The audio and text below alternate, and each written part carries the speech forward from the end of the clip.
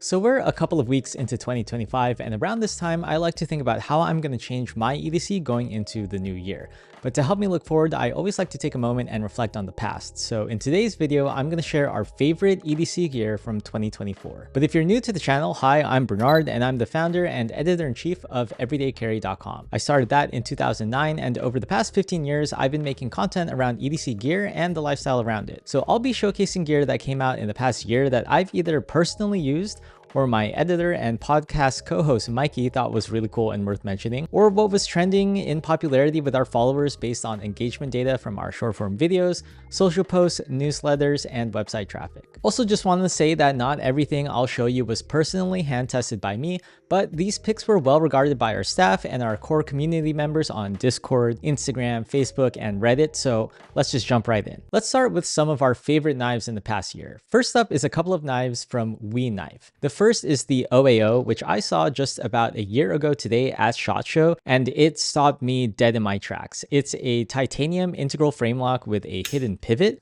flipper deployment, and overall a sick futuristic design that reminds me of a skin in Valorant or something. Next is the We Tyro, which was one of my editor and podcast co-host Mikey's favorites. By the way, if you haven't checked out our podcast together, but you crave more EDC content, I'll have that linked below. Anyway, he's a lefty, so he'll really appreciate the fully ambidextrous super lock on this knife. I really like the design language of this knife. It's got really interesting geometry to it and some nice finishing on this titanium handle. Then there's the EXO-U from Reate, which is basically like a gravity utility blade. It's super fidgety and has such a unique deployment mechanism. It's a ton of fun, but also practical and relatively affordable compared to the more premium standard configuration of the EXO. And the knife that I probably carried the most out of the dozens I tested last year has probably got to be this little guy, the aroundsquare base.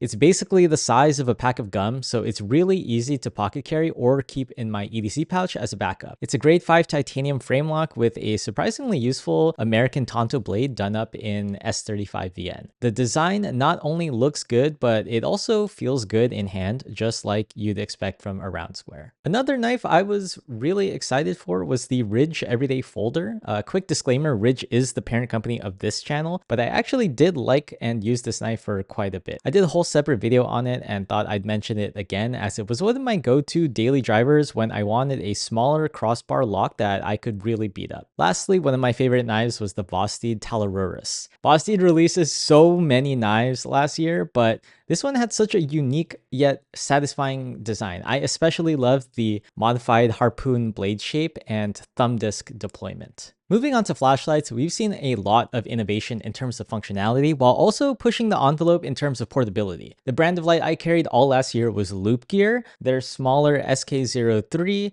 in the summer, and then the larger SK05 in the winter. So both of these lights have this sick futuristic design language, looks straight out of some sci-fi mecha anime or something, but they back it with equally futuristic features. The SK03 had this pocket clip that could articulate as a magnetic stand, but also had a built-in bottle opener / blade for opening packages. And then the SK05 had this like cool rotary switch UI to control its multi-head emitter and side lights. Then Mikey wanted to shout out the Nitecore EDC23. It's the newest member of their rectangular EDC flashlight family, but it's also the smallest, taking the best features from its predecessors like the OLED screens and physical lockout and cramming it all into a more EDC-friendly package. As far as multi-tools went in 2024, we saw a lot of classics from Leatherman get updated in new colors. It's not the most groundbreaking or anything, but I do appreciate more color options in EDC, especially if it means appealing to new demographics and getting more new people into the hobby. My favorite was the pink and yellow Signal, which I EDC'd over the summer. Gearinfusion also dropped the GhostTi, which ended up staying on my keychain as my preferred ultra minimalist utility knife. It's barely there,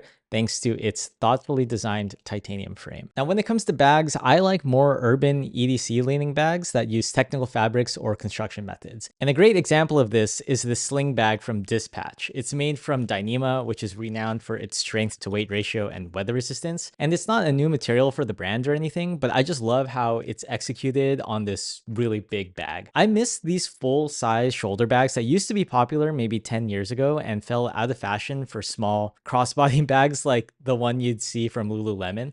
This can kind of be a statement piece, and I hope we see bigger bags like this. My co-host is a big fan of Aer, and he was impressed with their Ultra collection. They're the same bags from Aer in the sense that they're designed for work, travel, and EDC, but this time they're done up in the hot new fabric, Ultra. It's like the ideal in-between of X-Pac, which is a popular weatherproof fabric, and Dyneema that I just mentioned. Instead of the laminate stack on X-Pac, Ultra uses the same fibers in Dyneema to make it lighter and more abrasion resistant, but it just isn't as crinkly compared to Dyneema. So it's a very promising best of both worlds type material. Lastly, I just wanted to shout out this yellow pouch from EVERGOODS. The Element pouch is actually waterproof, both in materials and hardware used, as well as the construction methods, which is surprisingly hard to find. Plus, it comes in this high-vis yellow color that I think is different and cool. Plus, it's like 35 bucks, so it's not too crazy, all things considered price-wise.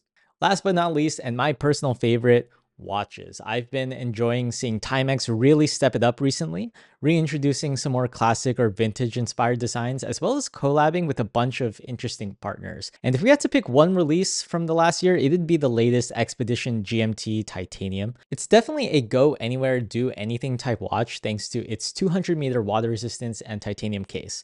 But it's got added functionality of a date window and a GMT hand. So pretty good proportions for a tool watch too, at 41 millimeters and under 12 millimeters thick. Plus, it'll wear comfortably since titanium is lighter than steel.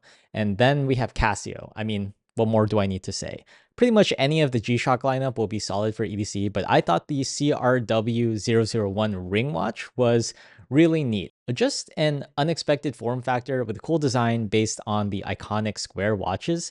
It was definitely a hyped release, and I took the L on it when trying to get one.